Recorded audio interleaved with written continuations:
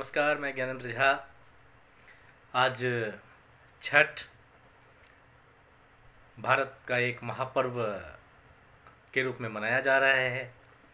छठ जब विश्व की सभी प्राचीन सभ्यताओं की स्त्रियां अपने संपूर्ण वैभव के साथ सज धज कर अपनी आंचल में फल लेकर निकलती हैं, तो लगता है जैसे संस्कृति स्वयं समय को चुनौती देते हुए कह रही हो, देखो तुम्हारे असंख्य झंझावातों को सहन करने के बाद भी हमारा वैभव कम नहीं हुआ है।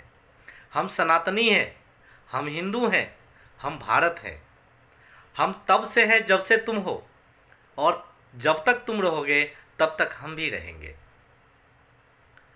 भाइयों, जब घुटने भर जल में खड़ी व्रती की सुपली में सूपे में सूर्य की किरणें बालकों के समान उतरती है, ऐसे लगता है जैसे स्वयं सूर्य बालक बनकर उसकी गोद में खेलने के लिए उतरे हुए हो। स्त्री का सबसे भव्य रूप, सबसे वैभवशाली रूप वही तो है।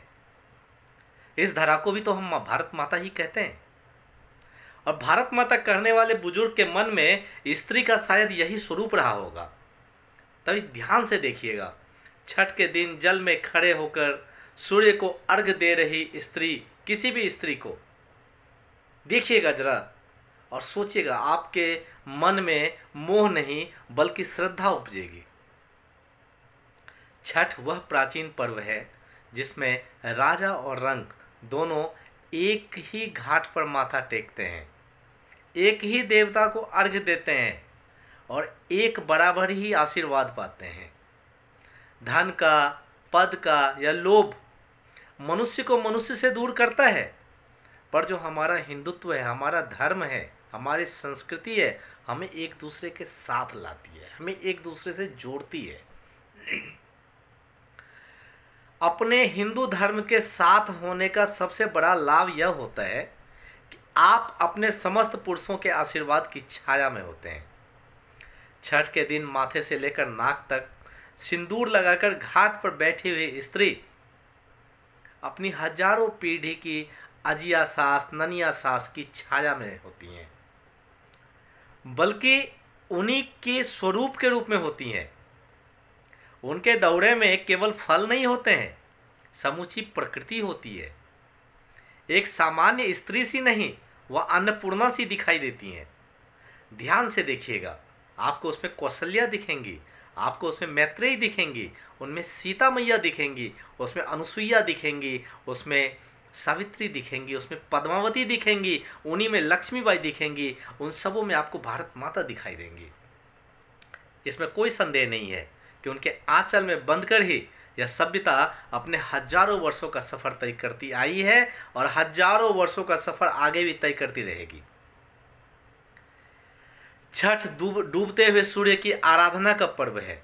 डूबता सूर्य इतिहास होता है, और कोई भी सभ्यता तभी दीर्घजीवी होती है जब अपने वह इतिहास को पूजे, अपने इतिहास के समस्त योद्धाओं को पूजे और इतिहास में अपने विरुद्ध हुए आक्रमणों और षड्यंत्रों को, साजिशों को याद रखे। छठ उगते सूर्य की आराधना का पर्व है। उगता सूर्य भविष्य होता है, और किसी भी सभ्यता के यशस्वी होने के लिए आवश्यक है कि वह अपने भविष्य को पूजा जैसी श्रद्धा और निष्ठा से संवारे। हमारी आज की पीढ़ी यही करने में चूक रही है, पर उसे यह करना होगा। यही छठ व्रत का मूल भाव है।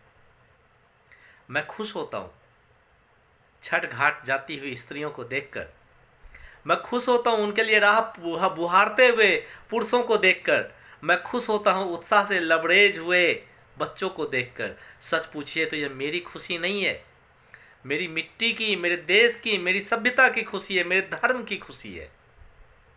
मेरे देश की माताओं, कल सुबह जब आदित्य सूर्य आपकी शिप्ल में उतरे तो उनसे कहिएगा, इस देश की, इस संस्कृति पर अपनी कृपा सदैव बनाए रखें, ताकि हजारों वर्ष बाद भी हमारी पुत्र वधुएं, हमारे घर की महिलाएं यूं ही सज धज कर गंगा के जल में, यमुना के जल में, जिस किसी भी पावन जल में खड़ी होकर वो गाएं, उगा उगा उगा हो सूरज देव, भैले जग अंधियार भैले अर्घ के बेर। आप सबों को मेरी तरफ से छठ की हार्दिक मंगलमय शुभकामनाएं।